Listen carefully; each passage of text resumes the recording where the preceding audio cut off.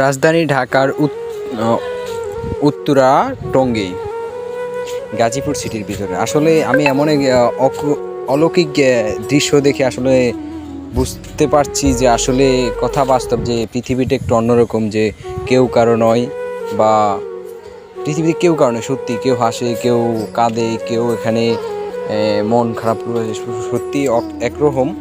যেটা উত্তরা এই মাঠে এসে দেখা গেছে, কারণ এখানে একটা লাশবাহী গাড়ি, আবার এক পাশে আছে কেউ ক্রিকেট খেলতেছে। তার মানে এই তো যে কেউ হাসে কেউ কাঁদে, পৃথিবীটা সত্যি অলৌকিক প্রকৃতির মতো, যেটা মানে কল্পনাহীন।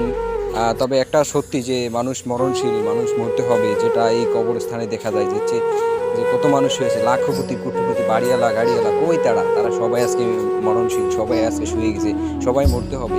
আসলে এরকম ঘটনা দেখে মাঝে মাঝে নিজকে অনেক আফসোস মনে করছে যে আমরা কি করছি। এই যে এখানে আবার দেখা যাচ্ছে যে লাশবাহী গাড়ি, দেখুন না, এখানে কেউ কাঁদে কেউ হাসে কেউ ক্রিকেট। সত্যি দুনিয়াটা বোঝা বড় দায়, যেটা এরকম ঘটনা দেখে বোঝা যায়। আল্লাহ তুমি কবরবাসীকে জান্নাত দান করো, আল্লাহ তুমি সকলকে বুঝার তৌফিক দান করো, আল্লাহ সবাইকে তুমি বুঝার তৌফিক দান করো, আল্লাহ সবাইকে তুমি দিনে আমল করার তৌফিক দান করো।